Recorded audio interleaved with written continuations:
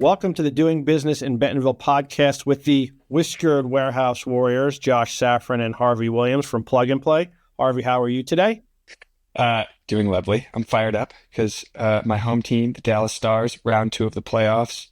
First of all, they had a glorious Game 7. Oh my God. It was fantastic. What a time. What a time to be a fan of the Dallas Stars. So I'm feeling good. Game 1's tomorrow. But more importantly, forget hockey. Look how good your beard's looking for the Whiskered Warehouse Warriors today. And Ryan's about to join us, and we didn't even give him the heads up. It didn't look like he shaved today. So he was kind of in theme with the Whiskered Warehouse Warriors version of the podcast. Yeah, I have to be, man. You gotta let it grow for a few days before you get on here.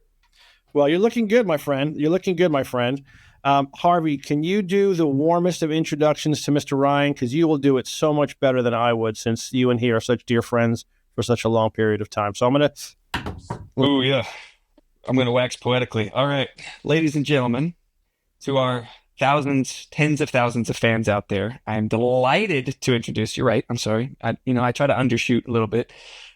Delighted to introduce Ryan Joyce, founder and CEO of GenLogs, probably the fastest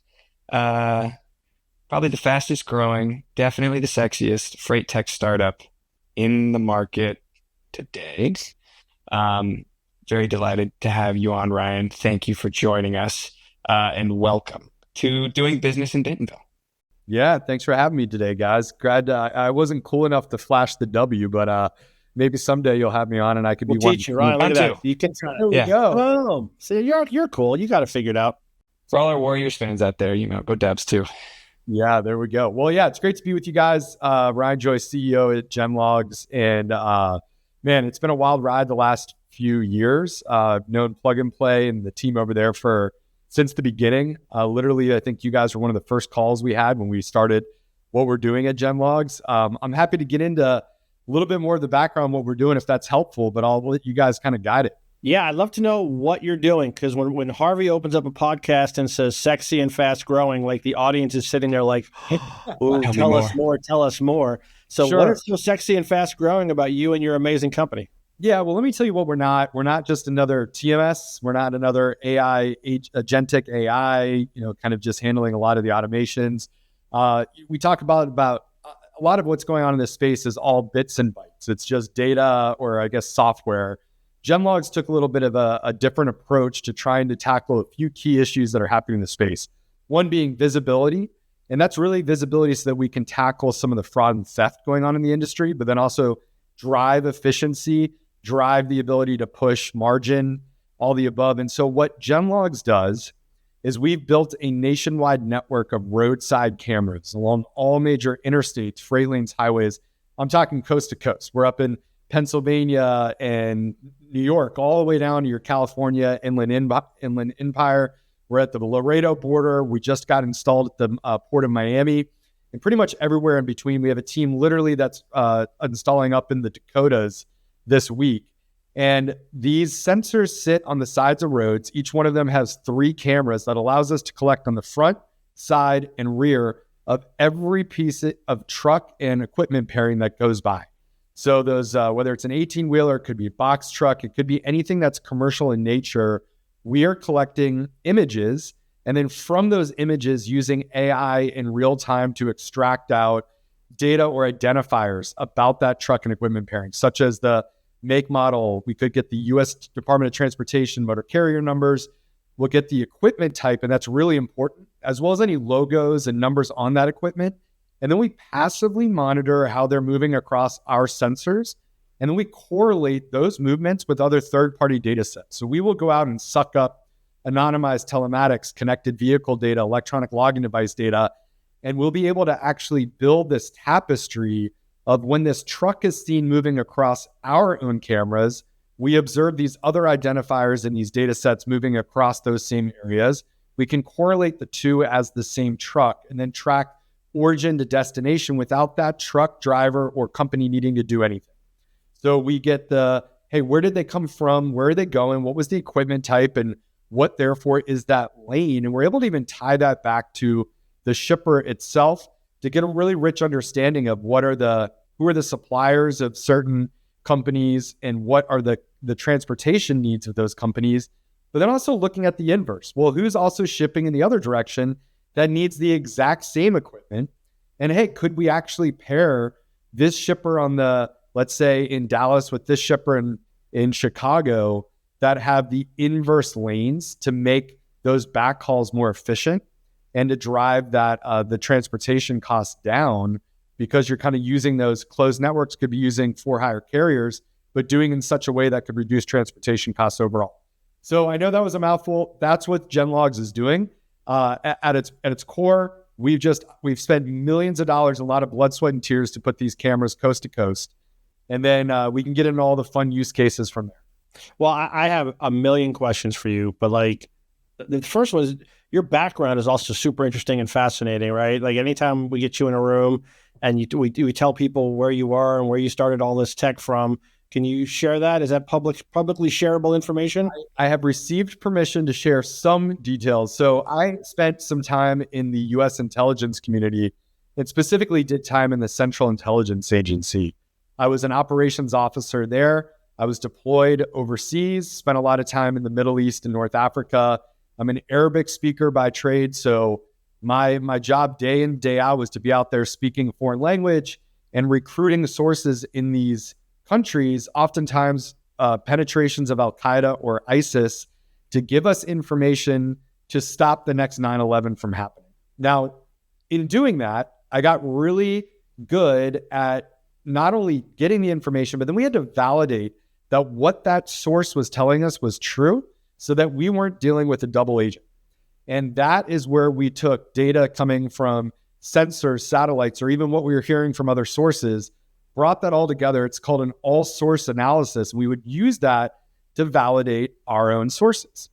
And it was just fast forward, a decade later, and here I found myself in the transportation space where we have this big issue going on now called double brokering or fraud, and it's leading to a lot of theft. And it really comes down to someone claiming that they are a truck carrier that has assets or operating on certain lanes, but not really.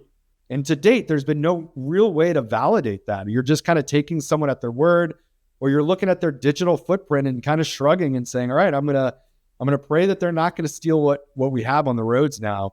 And I saw the parallels from what I was doing at CIA and the validation of sources with now the ability to validate carriers. And it came down from using data coming from satellite sensors or what we're hearing from other sources, that all source intelligence approach. That's what we are leveraging now to apply to the transportation industry domestically to look at, hey, what is being claimed digitally? Is it matching what is being observed physically on the roads, and ensuring that those two match in order to tender loads and do so with a high degree of confidence that you're not going to have issues with that fraud or theft. So I'm going to ask one more layup of a question, and then I give Harvey all the harder questions, because to me, I'm more layman than Harvey. Harvey's more technical than me. And so when I was trying to understand you guys early on, one of the first stories I heard was you were in a meeting with a carrier. And again, tell me the truth or what level of truth the story is. And they're like, I can't find this truck. We've been looking for it for forever. And you said, give me the license number, give me the truck number. And you pulled it up and you found out within 30 seconds, you were able to tell them where they were. And they were like, what? Like they couldn't find this asset for forever. And within minutes, you knew exactly where it was, where it had been. Like, you must have blown people's minds in that meeting.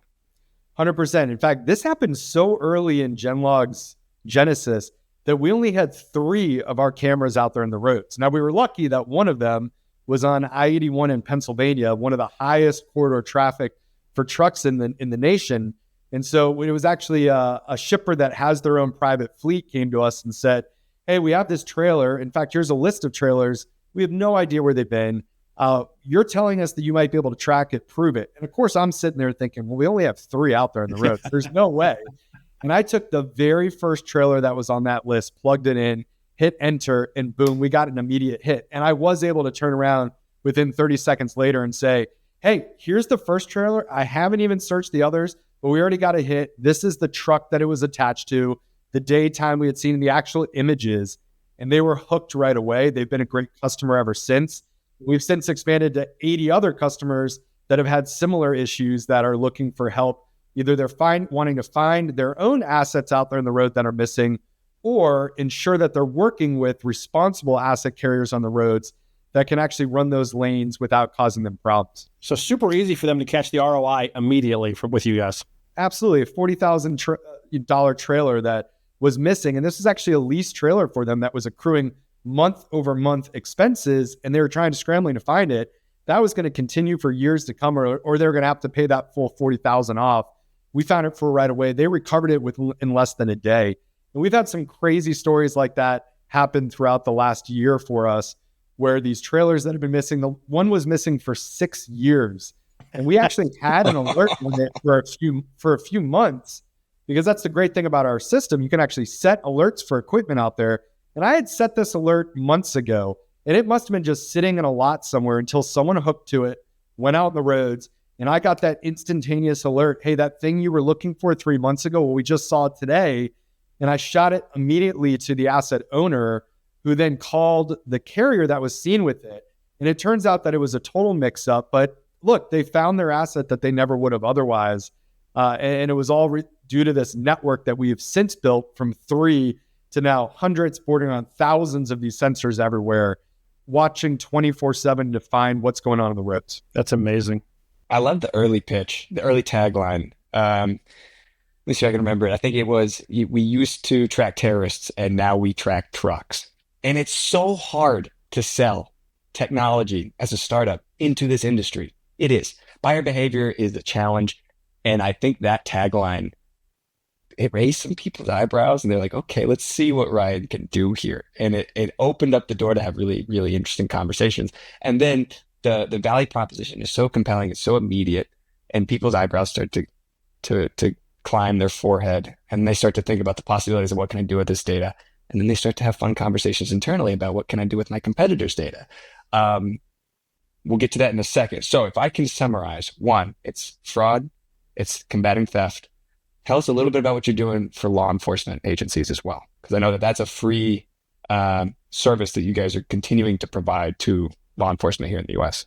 Yeah, we actually have a team of former either U.S. Army intelligence, special forces, or U.S. intelligence community. There's 3 of them that are now working together that are using our data to now be the action arm of law enforcement.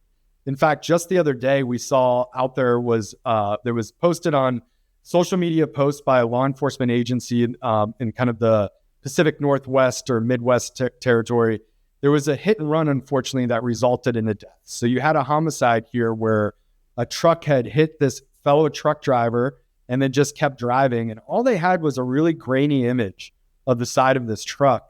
And we saw it out there, took that in and looked at what we could tell from the name of this truck. We were able to put in, there was a lot of variance of what this truck could have been based on this grainy image, but we got a hit. We were able to then look up and find that this specific truck had been in the area of that hit and run that day, and then go back in time and piece together where that truck driver had been prior. We turned it over to the law enforcement agency, and they said, look, we got to be honest, when we posted that grainy picture, we thought there was no way we were ever going to solve this. And for you guys out of the blue to just come in and say, hey, we found it, and now we can actually get to the bottom so that a grieving family can figure out and at least have some justice in this. It was just a really neat way that all elements of what GenLogs does come together, from our field deployment teams that are out there actually putting these sensors in the road, the sensor deployment teams that are finding where they should go, the engineering team that are making sure that data gets back, and then now the product team that's able to work with our public sector team to provide that support. You know, at the end of the day, one thing I've realized is it's not like law enforcement doesn't want to get to the bottom of this fraud and theft out there. It's just often reported to them and they have no evidence to actually do anything about. And that's now changing with GenLogs. Is every week we work with law enforcement to plug in a suspicious motor carrier number or a specific truck that has been reported to have been involved in theft, and actually track those trucks passively so that they can use their interdiction methods to actually stop these bad actors on the roads and remove them from the roads so that the good actors can flourish. And at the end of the day, that's what it's all about. And I even had some trepidation early on thinking, hey, what are the truck carriers going to think about this? That we're now looking at them all over. You know, is it going to be Big Brother and a lot of pushback? Right. And we've gone about this in every which way that we can enable privacy up front. So first of all, we do not collect on any private vehicles out in the road. It has to be a commercial motor vehicle, a truck, box truck, something like that. So that's what we're only collecting. That's the only data we actually collect at the edge and bring back. Beyond that, we treat every truck as if it's autonomous, which does mean we don't know if there's a driver and we don't care if there's a driver. It's not about the who, it was about this inanimate object we know is a truck being there to place in time. But when you do that enough, you're able to actually derive, hey, what are some of the issues that are out there on the roads? And I was shocked to find that some of the biggest truck carriers out there are now not only our customers, but our biggest advocates, because they are seeing that their insurance premiums are going up whenever these bad actors are either involved in fraud, theft, or hit and runs, or whatever it might be, that's influencing the whole industry. Or you have these visa violations with sometimes drivers coming in from Canada or Mexico or whatnot that are supposed to be doing a specific drop, coming in and leaving. And then we've now found evidence that some of these drivers are taking intra-US loads and they're doing so at dirt bottom rates. And guess what? That's harming American truck drivers out there. Yep. And so we're piecing that all together and working with law enforcement to make sure that that doesn't happen. And in the end, that benefits those that are actually playing it by the book and doing what they should be. They're keeping their trucks safe and keeping them in service instead of out of service. Or going about legitimate trucking, which is like 99% of truck drivers out there on the road.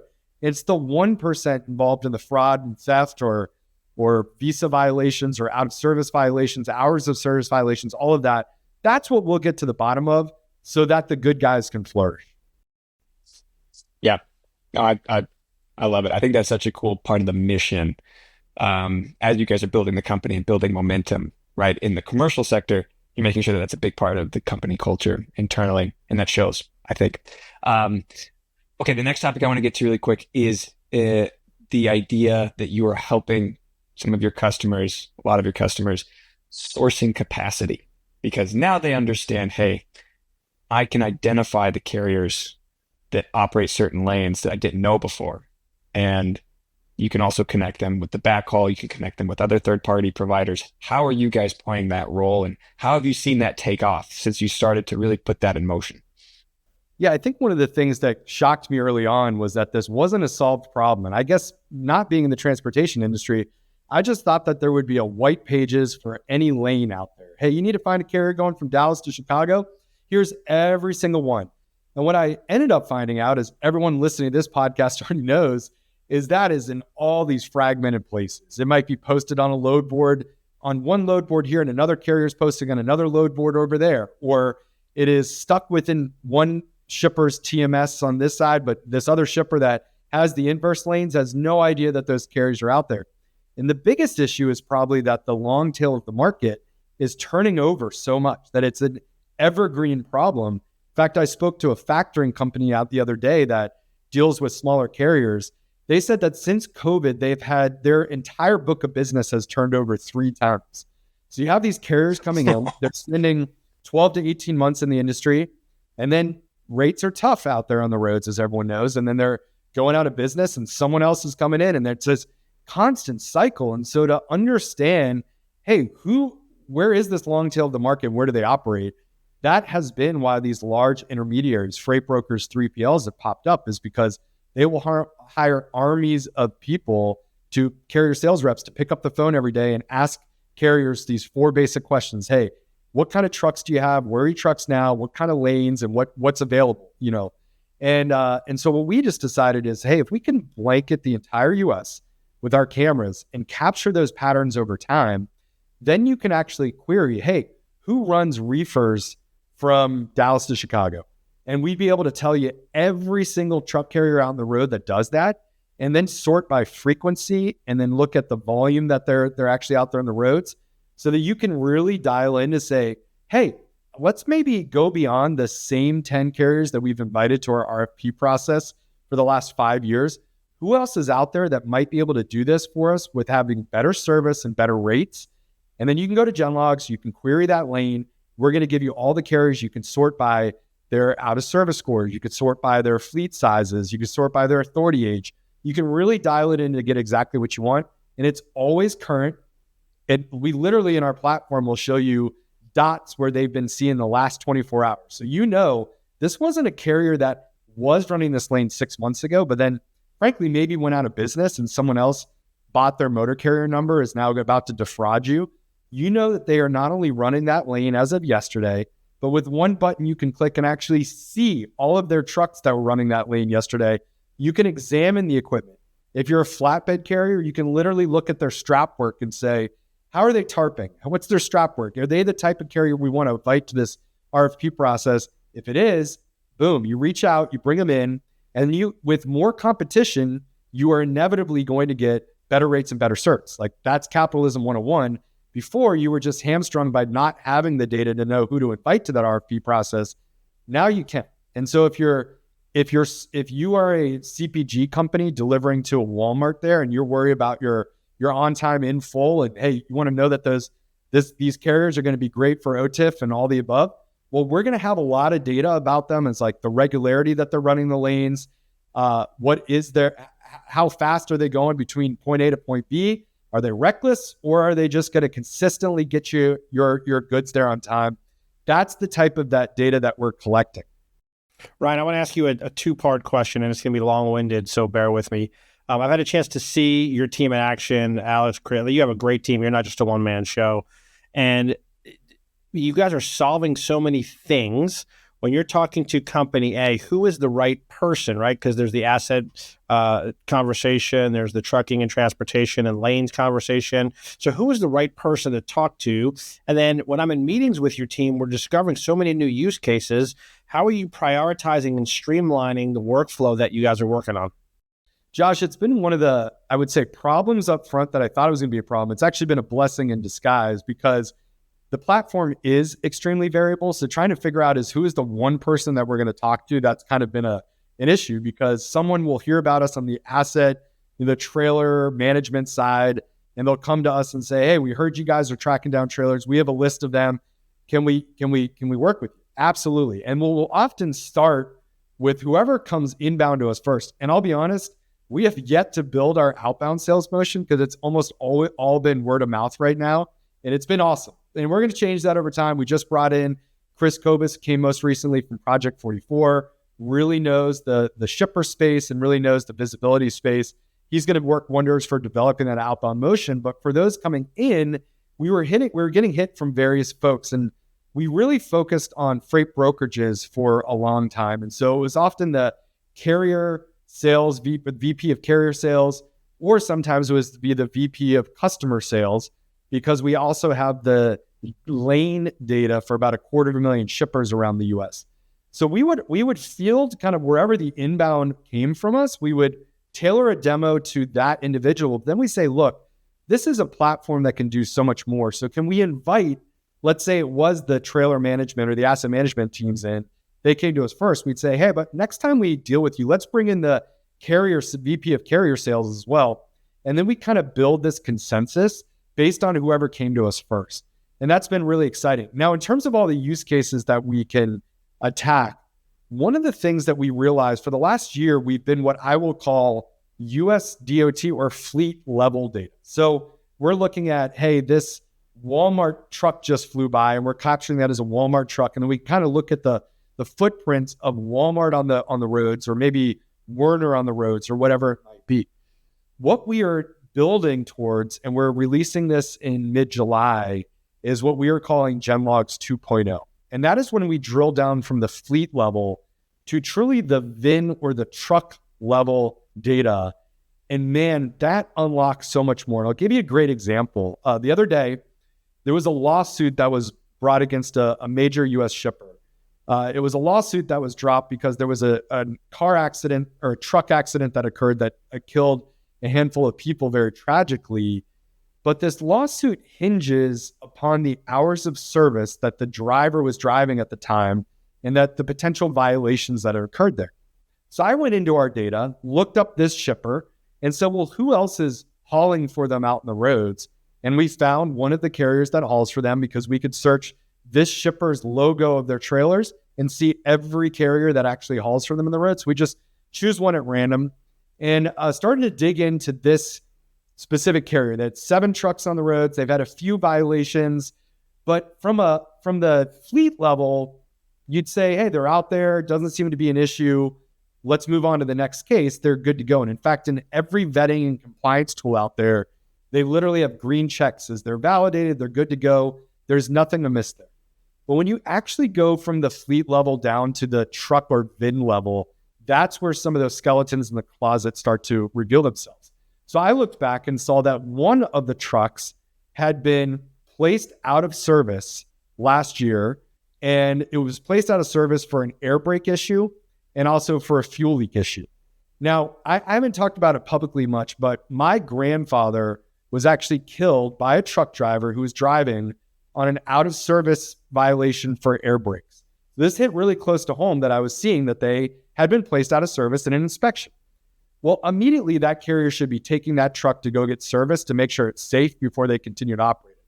But when we looked in our data, 4 hours later after this out of service violation, we saw them 4 hours up the road. Wow. So they just kept driving after the inspection. And then we dug in and looked at what mileage are they actually claiming out there, because they've had some hours of service violations. In fact, they had a violation for concealing their hours and attempting to hide their hours of service. So we took a look at this one truck and we watched it in a 5-day period go from Pennsylvania to Indiana, to Arizona to California, turn around, go California to Texas, back to Pennsylvania. That's crazy. Come on. Yeah, it drove 4,500 miles, 70 hours within 5 days. There's just no way to do that without having some violations. Now, at the USDOT level, everything would seem fine. But at the truck level, that shipper now has another ticking time bomb at its hands and another $100 million lawsuit that can be coming down the pike to them.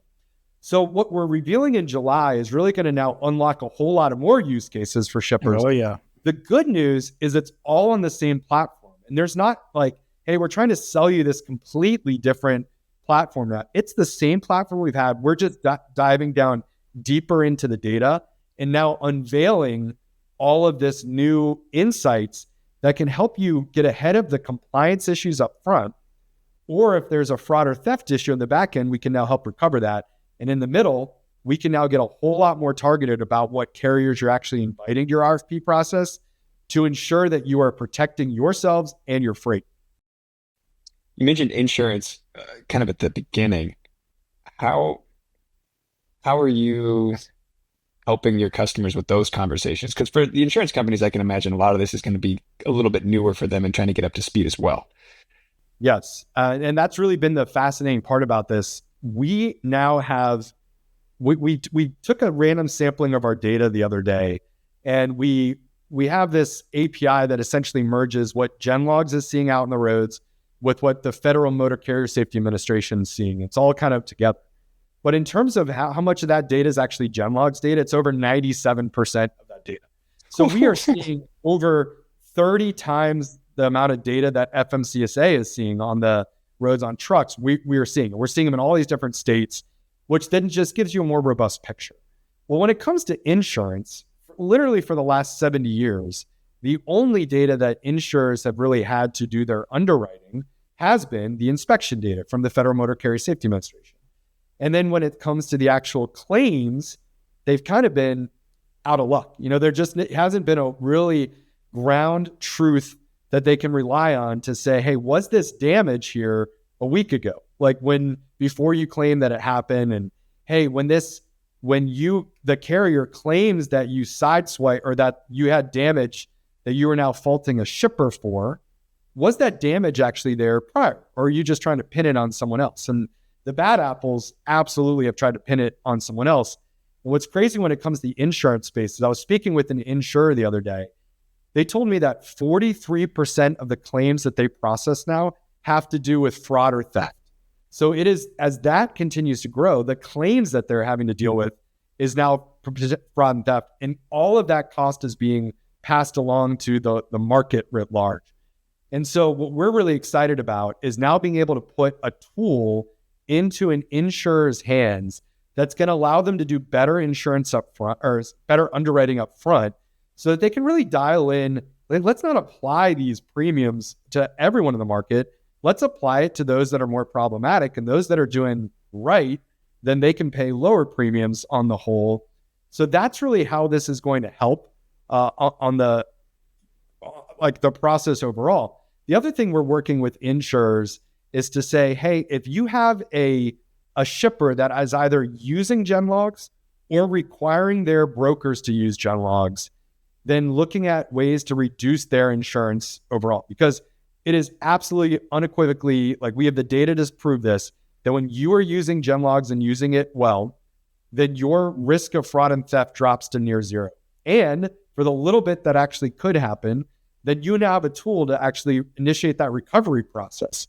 So in terms of the risk that the insurers are taking on when they are insuring a GenLogs customer or a shipper that's requiring their brokers to use GenLogs, then their risk just plummeted, and we can actually therefore lower those premiums as well.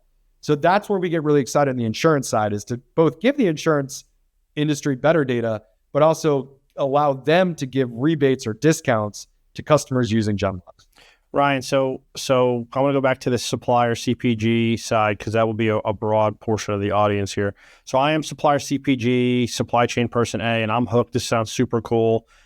What does a contract look like? Like, do I get access to the platform and I get everything in the platform, or are there different layers of data that I get at different price tiers? And will that change with GenLogs 2.0? Walk me through a little bit around how, as a customer, I'd be able to interact with you at what type of pricing levels.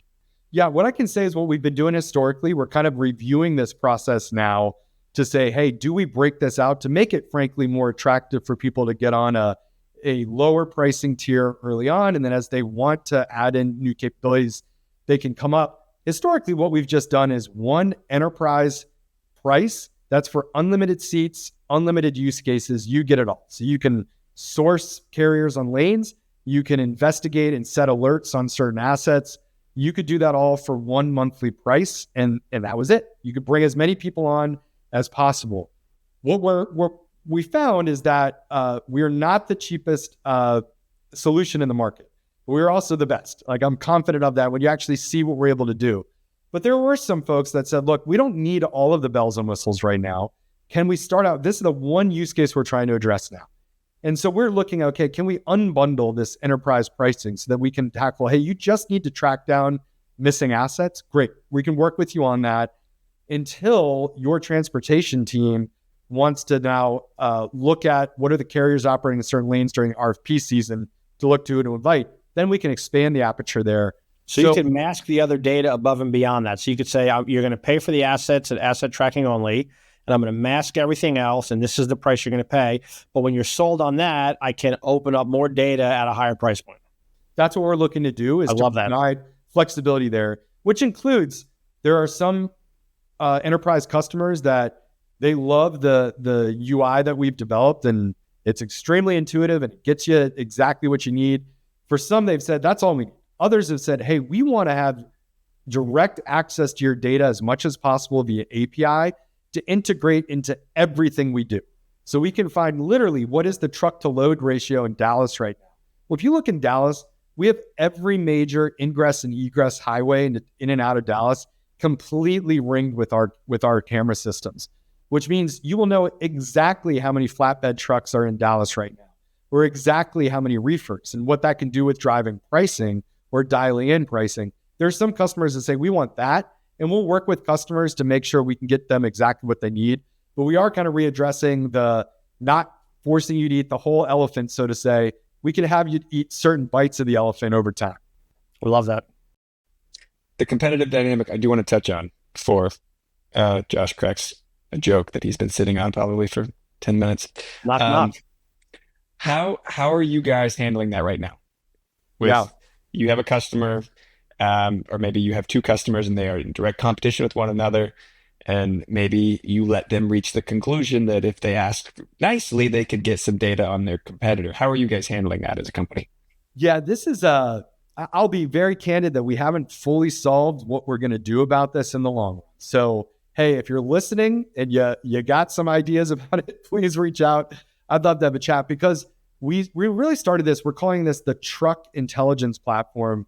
And we're trying to really differentiate that from competitive intelligence platform. Now, the way that we've handled this to date is essentially we will show you the lanes that a carrier runs, but we'll show it obfuscated to kind of a 20-mile hexagon out there saying, hey, they're delivering to some shipper in here, and they're picking up from some shipper in here. So shipper-receiver pairing, so to say.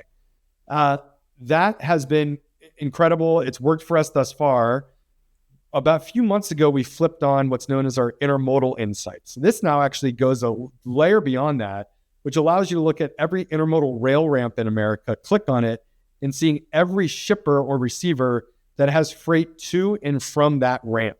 So we look at the drayage trucks and look at their origins, destinations. That's how we're able to do that. Now that we've actually deployed our own sensors at a major US port and have a few others coming on, we're going to be doing that same insights for the port operators themselves and some of their stakeholders to say, what are the beneficial cargo owners that actually specifically receive the freight coming in and out of this port? There's been demand, therefore, because we've kind of almost pierced the veil of this hexagon kind of masked approach to say, well, can you just show me that if Acme Widget Company, where exactly, we know their lanes, but who exactly are they delivering to? And what is the volume? How many truckloads a week are they doing there? That would be really helpful. We're kind of in this process of like, if I have Coca-Cola as a customer, well, how's Pepsi going to feel if they're also a customer? And that could put us kind of in a bind. So candidly, we're debating internally. We're talking with stakeholders. We're talking with our customers to say, what is the line that you would feel comfortable people knowing about your operations that therefore you would feel comfortable knowing about someone else's operations? A little bit of this do unto others as they would have them do to you. I think ultimately the market's just going to sort that out. If we really feel that sucking sound, and a lot of this can be derived through piecemeal, through a lot of other observations of data, potentially GenLogs is just the platform that brings it all together and just makes it visible. It's not fully decided, but if you're listening and you're like, well, I kind of want to know what's happening, then we'd love to engage because we do want to hear how you would feel and how others would feel. Agreed. Because then GenLogs can become the standard that everybody knows we're going to abide by these rules, these best practices, like the Zelle, when all the major banks got on the same page in the fintech analogy. So I think that is cool. That is a cool conversation. So if you have thoughts, please ping us, ping Ryan, let him know. I think the hexagon approach is a nice stopgap. The one thing we're looking at, Harvey, is allowing each customer to see their suppliers and where their suppliers receive their supplies from. So essentially looking at their supply chain going back in time. And early on, we did this where we isolated this shipper in Hattiesburg, Mississippi. I gave my team no other data about this other than it was Western Container Corporation. And I just said, pull me the outbound lanes for this shipper. And so they did. And there was a big line that went down to New Orleans, a big line that went up to Indianapolis area. And when we actually looked at where all of those trucks were going, down in New Orleans, they were going to Coca-Cola bottle. And then we went up to someplace in Missouri, and then they were going to Coca-Cola bottling there. And then we looked over at even like in Orlando, they were going to Coca-Cola bottle. So we saw that, this is a supplier for Coca-Cola bottle. My team had no knowledge of that, but the data led us to that conclusion. Well, what was really cool then is to take Western Container Corporation and say, okay, what are their inbound lanes? Essentially, who is supplying them? Well, if you're Coca-Cola and Western Container Corporation is making the bottles for you, you want to know if there's risk from where Western Container Corporation is actually getting their supplies, because maybe they were getting their supplies from China. There we go. And all of a sudden now we got tariffs coming up. That's going to be passed along to you. We can actually go source that all the way back and provide you this kind of, hey, you have a risk here where the containers have stopped coming out of this port in China and they're not going to get to them, and they're not going to therefore become this, whether it's a Coca-Cola bottle or some other widget that your business depends on, and to be able to trace that back and have full supply chain visibility. That is something that it's not a competitive intelligence, it's your own supply chain intelligence. And that's something we will be doing. And that's something that's currently available on our platform right now. We could just say, hey, I need to see this supplier not down to the hexagon level, but down to the actual, where are they getting their supplies from, so that we know if we're at risk. Yeah, I've been in a couple of meetings with you guys, and it's interesting.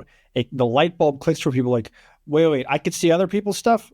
Hold on, that means they could see my stuff as well? It's like, have you figured out a solver? Like, because like we don't, right? And I think you're playing it the right way. Like this is not a transactional, I want somebody to write me a check and share this with. I mean, you guys are really thinking and taking a mindful approach as to how you want to do this the right way, the ethical way, make sure that it's a level playing field. And I commend you guys for thinking through this, because you guys could just be going right. And I think the way you're doing it is the smart way. I learned this, Josh, from my time in the U.S. intelligence community. We have great intelligence relationships with a lot of other intelligence agencies from a lot of other countries. What we don't do is give all of their intelligence to every other country. And we try to develop those truly decades-long partnerships, hopefully centuries-long partnerships, in terms of the intelligence liaison relationships that we have. It's very similar where GenLogs is right now. We're trying to find what is the balance to make sure that customers don't feel exposed. It doesn't feel dirty. Like they're getting what they need, and they're able to say, hey, I got better transportation on this lane than potentially my competitor because I'm using GenLogs. But at the end of the day, they don't feel exposed themselves, with everyone else being able to look at what's going on in their operations. So it's going to be a delicate balance. We're trying to find it. That's why we're listening here. We want to hear from folks to say, hey, I don't really feel comfortable about that being exposed, but I don't mind that the carriers that are out there running our trailers, that's just kind of like, if you can see it with the naked eye on the road, it's tough to say you got to suppress it in our data. Yeah, Ryan, I have the tough job of being timekeeper here, and I know you, Harvey, and I over a beer could go for 4 or 5 hours, because I think what you're doing is so cool, and we have such a long-standing relationship with you. What's the best way for folks to connect with you? Email address, website? I don't know if you want to give them your Instagram or anything else fun. Obviously, LinkedIn access, but how do people get in touch with you if you're looking for more information, other than going through Harvey and myself, of course? Yeah, let me just start by saying, please go check out the websites. It's genlogs.io, genlogs.io. Upper right-hand corner, we have 2 buttons, and this is really important. One, we have a Find Lost Assets button. We will help anyone out there in the industry up to 3 times find their lost or stolen equipment for free. We're not going to send you, if you never need more than 3 times the help, boom, it's free for all your life. But that button's up there. Right beside it is the book a demo button. Hit that. That'll connect with our team, who would love to reach out and show you. I'm on LinkedIn. You can search me, Ryan Joyce. That's a great way to connect with me there. That's the primary platform. I wish I was cool enough to have an Instagram or even an active Twitter account. But yeah, Ryan Joyce on LinkedIn, or GenLogs, genlogs.io. Harvey, parting shots, final words from you.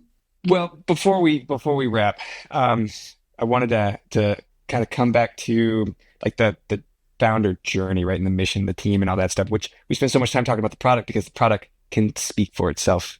But Ryan, I do want to wrap up with just hearing from you. What has it been like building this company, building this team, keeping them on mission, staying focused, and growing this fast? Yeah, it's not been easy. One thing it's kind of my cheat code that I would give to any other founder that was coming in there is communication and transparency is so key to make sure that everyone's rowing in the same direction. We made a decision early on so that we could hire the best talent anywhere. We were not going to be requiring everyone to come into the office. So it was a very remote work first environment. As a result, we needed to make sure that we were always giving the where are we going and the why. And so I spend 8 to 10 hours every weekend putting together a message that goes out to my team at 7 a.m. every Monday morning. Schedules to send, boom, it heads out. It gives them what did we do the last week? Where are we going this week? And how does it fit in the overall strategy? And we just do it over and over again. And that is the drumbeat that causes us to all row in the same direction. That has been my cheat code. Also, hiring the best people. Obviously, that speaks for itself. But like Josh said, he's met some of folks on our team, Alex, Chris. There's a host of others that I would love to promote more as time goes on, because they're doing fantastic work, and they're going to go be the future founders that Plug and Play should definitely invest in and have them at conferences in the future as well. Absolutely. Ryan, Thank you. Your company's amazing. To your point, Alex, Chris, the team I've worked with is fantastic. Everybody always wants to talk to you. And I'm like, well, if Ryan's not available, the other guys are pretty darn good as well. And I've seen them in front of customers and clients and leads, and they do a great job. I'm excited that you've trusted Plug and Play to help lead the journey with you guys and for you guys and some of the stuff that we've worked on together. And it's only the beginning. I mean, you guys are a rocket ship that's about to just take off. And we're just excited to be associated with you and team. So thank you for the time today. Much appreciated. Any last words? Well, what I'll say is you guys have been phenomenal. So Josh, Harvey, can't thank you enough. And Harvey, I hate to say it, but man, go Caps.